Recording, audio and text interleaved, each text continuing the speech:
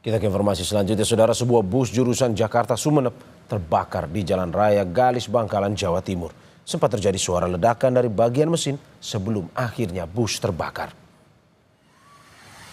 Asap tebal yang muncul dari belakang bus membuat sopir bus menghentikan laju kendaraan. Kernet bus yang turun mendapati bagian bawah bus sudah terbakar. Sopir bersama 3 penumpang segera turun dari bus karena api dengan cepat menjalar ke seluruh bagian bus. Petugas damkar yang tiba di lokasi berhasil memadamkan api. Tak ada korban jiwa dalam insiden ini.